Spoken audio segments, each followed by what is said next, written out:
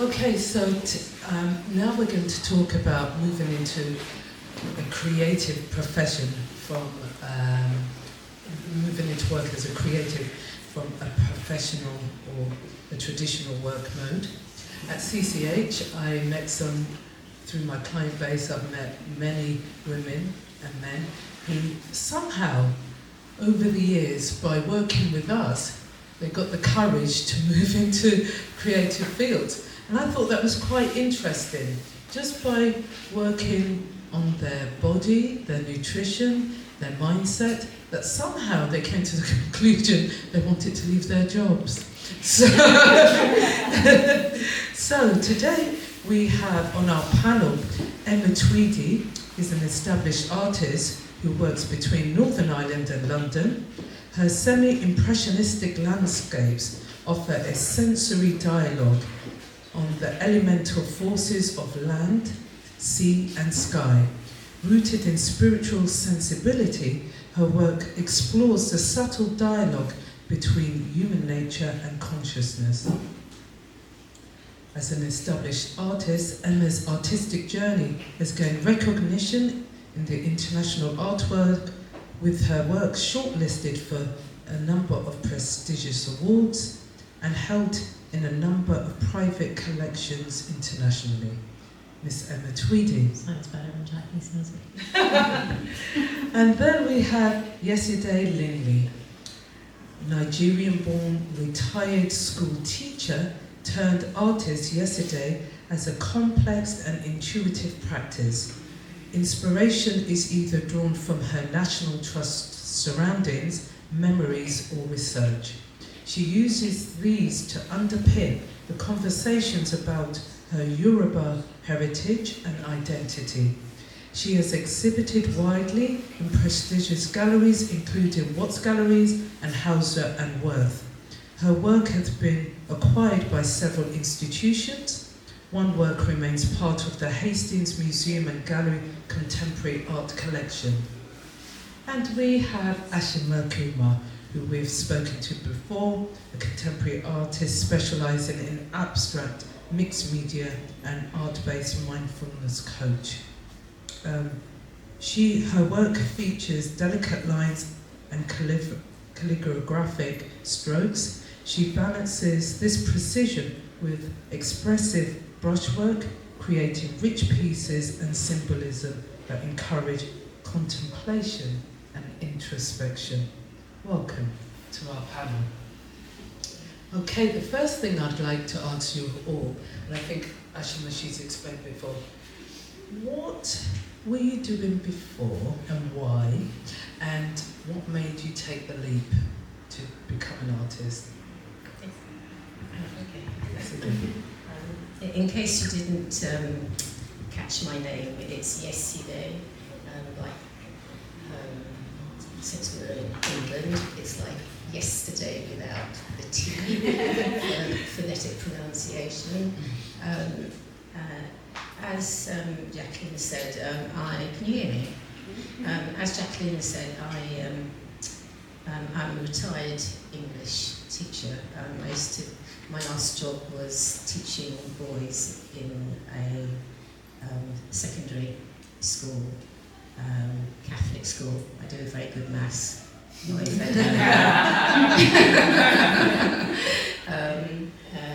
it was very inclusive, the last post. And for me that's quite significant because I wanted to do art. I don't come from an artistic background. I was sent here when I was quite small. So I was 4.5 actually on my own, and for my family the focus was academia. So like a good little girl, did all that I was told to. I ticked the boxes, and I graduated, and then I taught. So my first job was in 1972, and then I retired 13 years ago. I find it quite interesting because I was actually banned from doing art. and it was a phone call to the school, and I remember it well because I just got really excited about my art lesson because my teacher introduced me, I don't know if any of you know the artist, to a Spanish artist called El Greco who does very long, elongated figures, and they're quite grim. Yes. Very grim, but I got really excited about it. And it was at that point that I literally was severed from doing it because I was told, this is not what I set you to this country for. This is, and for my father, it was a concern that I couldn't move on in life with art. I couldn't make a living with art. I couldn't be accountable with art. I couldn't have a place in society with art. I wouldn't be credible with art. So then I find it quite interesting that I get to retirement in my mid-60s and I think I can do whatever I want. I thought it took me that long, and and I find that kind of mindset, you have to give yourself permission to do that. But I find, but having said that, it was very scary because sometimes we don't always make choices for ourselves, and it seemed quite. It almost seems quite self-indulgent, giving myself permission to do that. Well, it's a lot of programming. Yes, yes. It's what we would call programming. Yeah, that's right. That you need to deconstruct in yourself in order to... Definitely. And not be in parts, but to harmonise within yourself. Yes. To give yourself permission to create. Yeah. Against all the culture. And this happens in quite a lot of cultures. Yeah. Emma, what was your experience? I'm going to go back to the start because I grew up in Northern Ireland during the 70s, which was a little bit hardcore. My mum was a nurse, so used to nurse quite a lot of gunshot wound victims coming into A&E in Belfast. My dad worked for the leading newspaper, so we were surrounded by pretty negative headlines. You come in a Friday night and there was always, you got a free paper, so we always took the free paper, but there was always sort of negative news in the house. And because Mum worked night shift, we had to be really quiet during the day, and the only way we would be quiet is if we were drawing or painting or making things. So Dad used to throw pencils, paints, whatever at us and say, how long can you draw for? And that was basically how I started being creative. I also found it was, if there was negativity around, you could just tune out, you'd make something, create something. So then fast forward to, if any of you have ever watched Derry Girls, there used to be a big sort of north-south plus Catholic Protestant divide. So I lived in the wrong side of town and all the good schools were on the other side of town. But fortunately, my sister was very clever, so on her coattails, I got to go to a very good grammar school, which on paper was amazing, but it was very academic, and I've never really been academic. I'm a clever girl, but I'm not good at maths, I'm dyslexic with numbers, can't do any of that. History wasn't great at, so I sort of found the art department, which was just myself, Mr. Taylor, the art teacher, and Stephen Forbes. 2 of us did art, the whole of my school, and the teacher. Now he was amazing. He was really into music, so that's where I first came into music in my practice. And he would hold, first Sunday of every month, we would go to a big gig where all the folk musicians from around Ireland would come and play, and we would just be given sketchbooks to draw and be creative. Very fortunate. Very fortunate. Then I went on to art college where I trained and actually became a men's fashion designer. So probably come across Barry at some point in the past. And I found it very hard when I graduated because I couldn't get a job in that that no one wanted to hire a female menswear designer, so I ended up by default sort of going into comms and communications. So fast forward, I've had sort of 18 years as a comms professional working with fashion brands all around the world and interior companies as well. Yes, but there's always something missing. So about 3-4 years before COVID, I was locally walking around and I saw this window with some easels. And I was like, what's that? What's in there? Went to find what was happening. It was a guy who was an art teacher. Basically, you turn up and do whatever. Yeah. And I, from that moment, was like, right, I'm going to get back into this because this is what I should be doing. Yes. And so, unlike some people, I'm not in a position where I've been able to leave the work element 100% behind, largely because COVID hit. Then we had Liz Truss, let us. And the economy has been very up and down, so that uncertainty when you're making and trying to earn a living from it, Yes. I can't rely on that 100%, and actually it makes you too stressed when you're relying on it 100%. So I accepted that it was still okay to be freelance, have some clients that would pay a certain amount of money a month that I knew I could pay my studio fees, I could buy my materials, and that just took that anxiety away. Yeah. But yeah, I sort of say in some of my written statements, you know, art is something that I've always meant to have been doing, and now I'm living my dream, so I really feel incredibly lucky. Wonderful. So Ashima, did you face the same sort of cultural boundaries like yesterday with regard to the perception of an Asian woman doing art? Because at womeninartfair, we found that we haven't had much inclusion of Asian female artists coming to us because we've been told the culture does not support. They prefer you to go into a profession like accountancy, doctor, or something like that. And you are a teacher by trade also. So you absolutely. So they are like art is regarded just as a mere hobby. So they use terms like painter and like painter who is probably just painting up the walls. Yeah, exactly. And nobody kind of still understands what art is, what art appreciation is, what art can really do to you.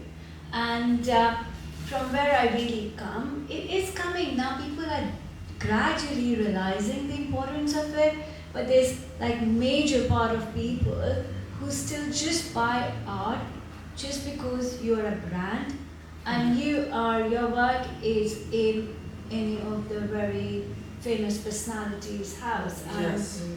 So then you'll have whole lot of them, and it's like spoken like, oh, I have Ashima on the wall. Excuse me, that's not it. So the respect is still missing, which I feel, and I hope that it comes back and people tend to realize that the people who are really creating these pieces are genuine people, and they are bringing in a lot of their experience in that, and it's a process, and they're doing something for you to give you praise and appreciate. That is what I would really prefer. So, yesterday, you talk about the challenges. I mean, it took you to your 60s to say, put yourself first. And so what was the reaction from like your partner, the people around you, when you said, actually, I'm an artist? And you sold your works, and you were being hung in galleries, and you were all over the place. I mean, it was like that. I should just roll back a bit because I found it difficult to change the label because I was my grandchildren know me as an artist, and so there's no problem there. For myself, I found it difficult at the beginning to own the transition, and we talk about repetition of patterns of behaviour. I found that at the beginning I was, because I think it was just lack of confidence, I'd be copying things, which is not unusual. And then when lockdown came, my husband said, just do your own thing, just go for it, you know, and he was always that voice in my head that said, you know, just free yourself, you know, what is it you want to, what is it you want to do, what do you love, and what do you want to say, and that is a key thing. It was, what do I want to say? And so it came from within, and it was a conflict because, as Ashima and Emma will know, if you come out, we'll sort of talk about coming out on Instagram, because you have to put yourself up, and yes, you get comments, and I just thought, gosh, this doesn't feel safe, and so I just then put my account back on private. Yes, something I do every week. Because I suddenly got really terrified, because it became kind of an accountability. But who was putting that pressure? It was me all the time, and it took me a while to understand it was me that was putting that pressure, and I find it quite interesting because having taught, and I'm looking at you, sorry, pointing at you, because children used to struggle with what they thought they ought to be doing in the classroom. They'd be quite formulaic. They got to pass a certain exam. You know, with me, it was the literature was broken down into poetry and the novel, etc. And I remember when we had the dreaded Ofsted inspection, and I got this feedback saying, "Why did you use art to help the children understand Blake?" And I said, well, how else are they going to understand? You know, so I used to literally get the children to draw what they used to do, and it was always collaborative because they felt safe, you know, putting the pictures in. And then they talked about the poem at a much deeper level than they would have done if I just said, let's just deal with the words, you know. And for them, they were tapping in to something that was quite innocent because you've got a limited amount of experience as a child, but they were able to do what I hope I'm trying to do with my art now, is to free myself from constraints, from expected models of expectation, I think. Yes. Does that make sense? Yes, it's very difficult when you're an artist and you're trying to earn a living from it. It can even be a more intense pressure than in your other job, you know, when you're doing your other job, because you identify so much with what you create, and then the judgment of that can be harsh, or it can be very pleasurable, so it can almost act like a clickbait. You can become addicted to the positive reactions, or at the same point, it can be quite terrifying to put your head above the parapet. So Emma, I know that you were so well known in your industry, in PR and communications and stuff like that. Were people sort of like shocked to see this other side of you? That is so created, abstraction, big abstract landscapes and everything, and how you sat with that label.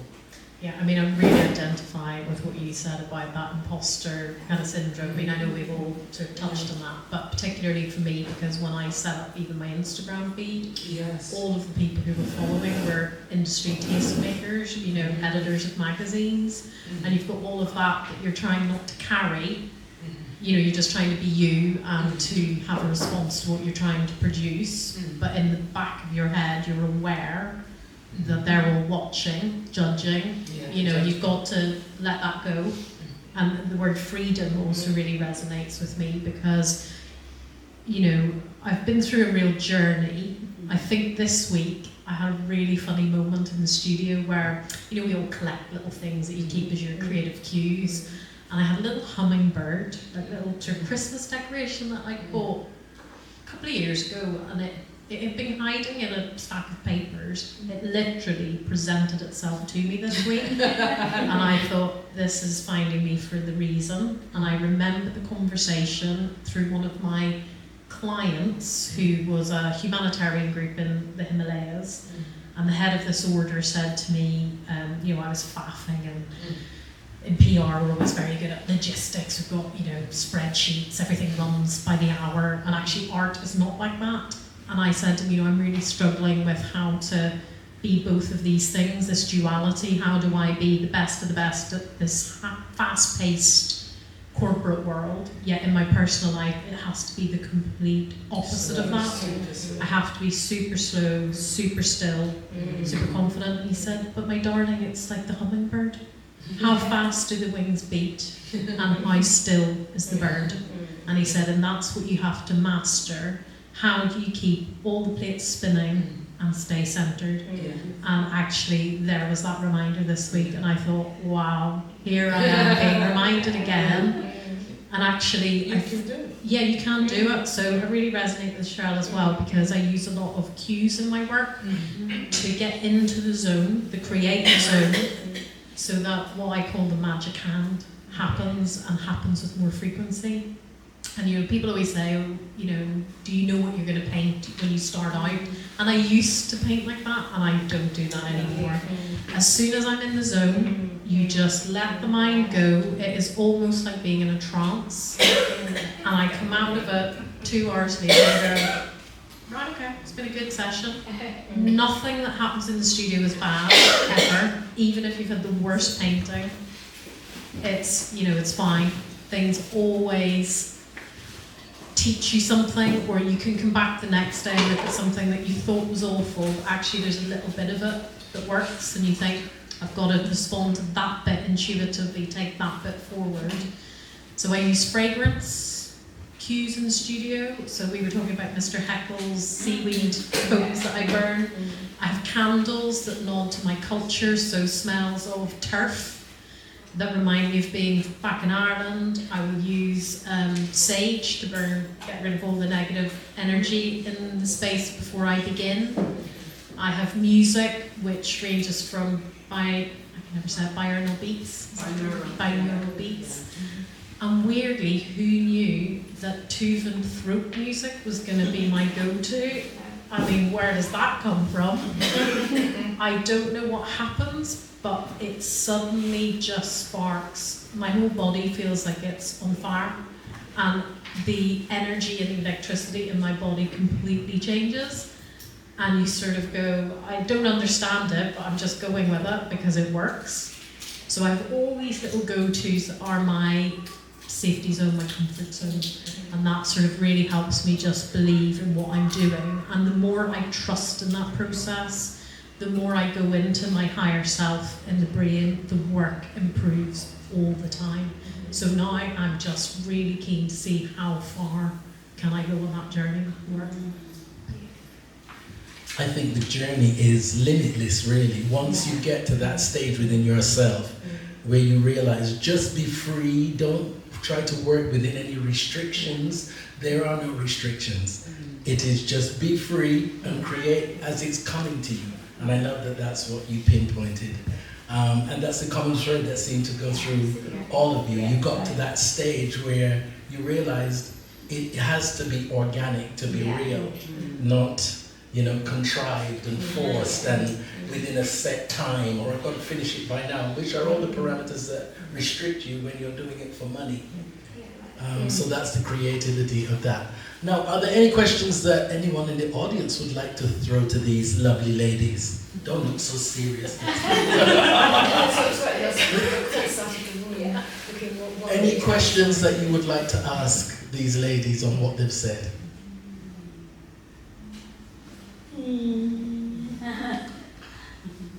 No? Did they cover everything? You think so? Yeah. Okay. Thank you, ladies. That Thank you was so much. enlightening. Thank you. Okay, so